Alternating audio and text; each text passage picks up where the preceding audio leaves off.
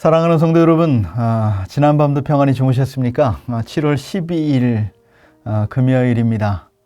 오늘도 하나님의 말씀으로 승리하는 하루가 되시기를 주님의 이름으로 축원드립니다. 오늘은 요한계시록 22장을 우리가 함께 읽고 묵상하는 날이지요. 저희가 매일의 묵상을 2021년에 1월 1일에 잠언을 새기다로 시작해서 3년 반 정도의 시간 동안 매일 성경을 한 장씩 읽고 묵상을 해서 드디어 오늘 성경의 맨 마지막 장인 요한계시록 22장의 말씀을 우리가 함께 나누게 되었습니다. 감사합니다. 내일부터는요, 매일의 묵상 성경 인물편으로 구약 아담에서부터 시작해서 성경에 등장하는 중요한 인물들을 한 사람씩 살펴보고 은혜를 나누게 될 것이에요. 그래서 계속되는 매일의 묵상에 우리 성도님들의 적극적인 참여를 부탁을 드립니다. 요한계시록의 마지막 장 22장은요 두 부분으로 나눌 수가 있는데 1절부터 5절까지는 우리 21장에서 계속 이어지는 예루살렘의 모습이 그려져 있어요. 새 예루살렘, 새 하늘과 새 땅, 새 예루살렘의 모습이 그려져 있고요. 나머지 부분은 요한계시록의 말씀이 참된 계시임을 확증하는 내용입니다. 첫 번째로 1절에서 5절에는 생수의 강에 대해서 말씀하고 있지요. 제가 말씀을 읽겠습니다. 또 그가 수정같이 맑은 생명수의 강을 내게 보이니 하나님과 및 어린 양의 보호자로부터 나와서 길 가운데로 흐르더라.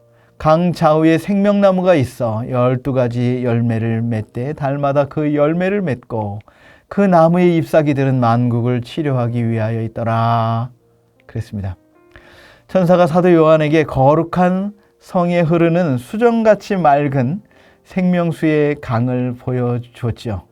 그 생명수의 강의 근원이 하나님과 및 어린 양의 보좌라고 말씀하고 있습니다. 하나님과 어린 양이신 예수님의 보좌가 생명수의 강의 근원지라는 것은 우리 인간을 포함한 모든 만물의 생명의 근원과 주관자가 바로 하나님이심을 알게 되는 것이죠. 2절을 보면 생명나무가 12가지 열매를 맺되 그 달마다 매월 그 열매를 맺고 그 잎사귀는 만국을 치료하기 위하여 있다. 이렇게 말씀하고 있지요. 생명나무가 생명수의 강 좌우에 있으면 생명나무의 생명의 근원이신 하나님으로부터 생명수를 공급받아 열매를 맺고 잎사귀를 낸다는 것을 알 수 있습니다. 그 잎사귀가 만국을 치료하기 위해 있다. 그 역시 생명의 근원이신 하나님께서 만국의 치료자이심을 보여주고 있는 것이지요. 하나님만이 우리와 만국의 생명과 치료의 근본이 되시는 것입니다. 3절입니다. 다시 저주가 없으며 하나님과 그 어린 양의 보좌가 그 가운데에 있으리니 그의 종들이 그를 섬기며 그의 얼굴을 볼 터이요 그의 이름도 그들의 이마에 있으리라. 다시 밤이 없겠고 등불과 빛이 쓸데없으니 이는 주 하나님이 그들에게 빛이심이라. 그들이 세세토록 왕 노릇 하리로다 말씀하고 있습니다. 거룩한 성, 하나님의 성에는 더 이상 저주가 없습니다. 입성하는 자들이 이마에 삼위일체 하나님의 이름이 적혀 있는 것이죠. 삼위일체 하나님의 얼굴을 보게 된다 그랬습니다. 여러분, 지금까지 하나님의 얼굴을 제대로 본 사람은 인류 역사상 아무도 없었어요. 그 얼굴을 볼 수 있는 영광의 장소가 있는데 바로 어디입니까? 바로 거룩한 성 하나님의 성입니다. 그것에서 하나님을 얼굴과 얼굴을 맞대어 보게 될 것이 하나님의 성의 특징은 또한 밤이 없습니다. 밤이 없다는 것은 항상 빛이 있음을 의미하는 것이죠.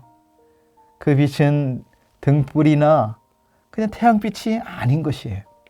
하나님의 성에서의 등불과 햇빛이 쓸데가 없다고 말씀하고 있습니다. 그 이유가 무엇입니까?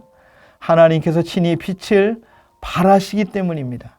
하나님께서는 생명의 근원이시자 빛의 근원이십니다. 사람이 이런 곳에 있는 것 자체만으로도 영광스러운데 또 거기서 뭐 한다고 합니까? 왕 노릇하리로다 이렇게 말씀하고 있어요. 그렇다면 하나님의 거룩한 성에 입성해서 왕 노릇하는 자들은 누구입니까? 어제 21장에 다루었던 17절에서 말씀하고 있듯이 오직 어린 양의 생명책에 기록된 자들이다 그랬습니다. 저와 여러분 모두가 어린 양의 생명책에 기록된 하나님 나라에서 영원히 왕 노릇하게 될 자인 줄로 믿습니다.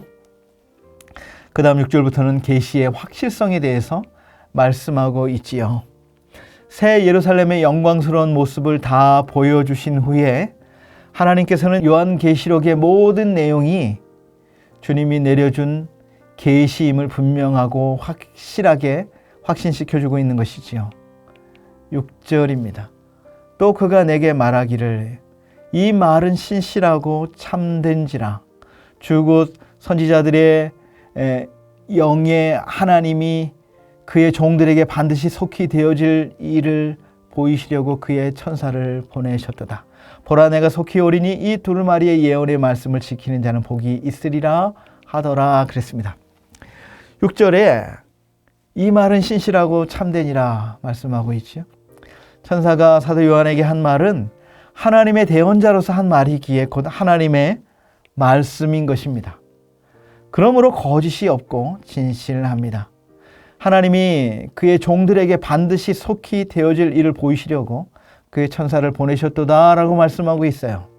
실제로 주님이 속히 오실 것인데 이 예언의 말씀을 지키는 자가 복이 있으리라 이렇게 말하고 있습니다. 사랑하는 성도 여러분, 이 땅에서 누가 복된 자입니까? 높은 지위를 가진 사람입니까? 많은 재물을 소유한 자가 복된 자가 아니라 하나님의 말씀을 지키는 자가 복된 자입니다. 복된 자는 어떤 이 세상의 결과물로 정해지는 것이 아니라 어떻게 살아가느냐, 즉 삶의 형태로 결정되어집니다. 예언의 말씀을 지키는 자가 복된 자가 될 수 있기에 이 예언의 말씀은 익혀져야 하고 전파되어져야 하는 것이지요. 그러므로 이 예언의 말씀은 임봉되지 말아야 됩니다. 10절입니다. 또 내게 말하되 이 두루마리의 예언의 말씀을 임봉하지 말라. 때가 가까우니라 라고 천사가 사도 요한에게 명령하고 있습니다. 그렇다면 악의 심판과 멸망, 그리고 새 하늘과 새 땅과 거룩한 성을 포함한 예언의 모든 말씀이 임봉되지 않고 사람들에게 읽혀졌을 때에 사람들은 어떤 반응을 해야 하겠습니까? 하나님의 심판을 두려워하고 하나님의 말씀에 순종하며 살아야겠다고 결심하는 사람들도 있지요. 그런데 오히려 반대로 하나님의 말씀을 부정하거나 무시하는 사람들도 있다는 것입니다. 이 세상에는 의로운 자와 불의한 자가 있습니다. 불의한 자는 하나님의 말씀에 귀 기울이지 않고 하나님의 말씀을 무시하기에 불의를 계속해서 행하게 되고 더러운 자가 되는 것입니다. 불의한 자들은 하나님의 성 거룩한 성에 들어갈 수 없습니다. 그래서 그들은 15절에 언급되어 있는 사람들이지요. 개들과 점술가들과 음행하는 자들과 살인자들과 우상 숭배하는 자들과 및 거짓말을 좋아하며 지어내는 자는 다 성 밖에 있으리라 그랬습니다. 하나님께서는 은혜를 베푸시는 분이시지만 죄악에서 돌아올 때까지 영원히 기다려 주시지는 않습니다. 종말의 때 반드시 있습니다. 심판의 날 반드시 있습니다. 그날은 아버지만 아시지만 그날은 결국 오게 될 것입니다. 그때에는 12절의 말씀처럼 각 사람에게 그가 행한 대로 갚아 주실 것입니다. 천지 만물을 창조하시고 이 땅의 역사를 시작하신 분께서 그 마지막을 결정하십니다. 13절이지요. 나는 알파와 오메가요, 처음과 마지막이요, 시작과 마침이라 그랬습니다. 예수 그리스도께서 이 땅에 다시 오실 날이 임박하므로 예언의 말씀을 듣고 회개하고 의로운 길로 들어서야 합니다. 예수님의 다시 오심이 임박한 것을 여러 구절에서 말씀하고 있어요. 오늘 7절에도 12절에도 20절에도 계속해서 말씀하고 있어요. 내가 속히 오리니 때가 가까우니라. 주님이 다시 오심이 임박함을 알리는 말씀들이지요. 주님의 다시 오심에 대한 임박함을 마음에 품고 살아가는 자들은 늘 깨어있는 자들입니다. 그러므로 14절에 두루마기를 빠는 자처럼 하나님의 말씀으로 거룩하게 되어야 합니다. 예수님께서는 자신과 한 몸을 이루고 있는 교회를 위해서 사자를 보내 증언하시기까지 구원의 길을 알리고 있다. 16절에 말씀하고 있지요. 구원은 값없이 주시는 하나님의 은혜입니다. 17절에 보니까 원하는 자는 값없이 생명수를 받으리라 말씀하고 있어요. 원하는 자는 값없이 생명수를 받을 수 있다. 이 말은 무엇입니까?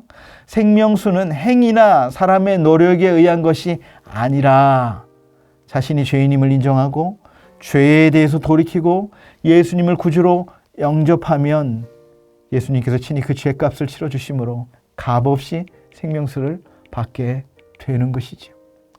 사도 요한을 통해서 주셨던 주님의 계시의 말씀은 하나라도 첨가되거나 삭제되지 않아야 됩니다. 하나님의 말씀이 1.1획도 왜곡되지 않아야 하듯이 우리의 신앙인의 삶의 표준이 바로 하나님의 말씀이고 또 그 말씀에 우리는 맞추어 살아야 됩니다. 주님이 우리를 데리러 오실 날이 가까워오고 있습니다. 그 날이 언제인지 우리는 알 수 없지만 그 날이 될 때에 아멘, 주 예수여 어서 오시옵소서 라고 기도하며 우리는 기다릴 것입니다. 이미 구원받은 우리는 항상 준비가 되어 있어요. 그래서 오늘이라도 주님이 오시면 아멘, 주님 제가 이 날을 기다렸습니다. 할렐루야, 내 영혼을 받아주시옵소서.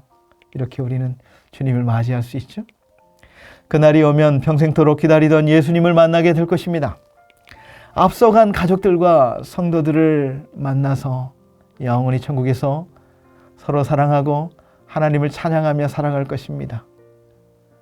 온 우주는 우리의 것이요 부활하신 예수님과 같이 영화롭게 변화된 몸을 입어서 중력이나 시공간의 제한을 받지 않을 수 있어요. 예수님처럼 위로 올라갈 수도 있고 내려올 수도 있는 것이지요.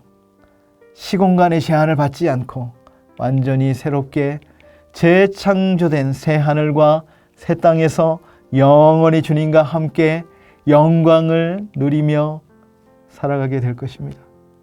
그래서 우리는 아멘, 주 예수여 오시옵소서 이렇게 우리도 말할 수 있습니다. 오늘 말씀의 마지막은 이렇게 마무리하고 있죠. 주 예수의 은혜가 모든 자들에게 있을지어다. 아멘. 저와 여러분에게 주시는 축복의 말씀인 줄로 믿습니다. 기도하겠습니다. 하나님 아버지, 하나님의 성 거룩한 성을 예배해 주셔서 감사드립니다. 그곳에는 밤도 없고 오직 빛 대신 아버지께서 환히 비추어 주시고 아버지의 얼굴을 볼 수 있는 영광의 자리임을 기억하여 이 땅에서 예언의 말씀을 지키는 복된 자가 되게 하옵소서.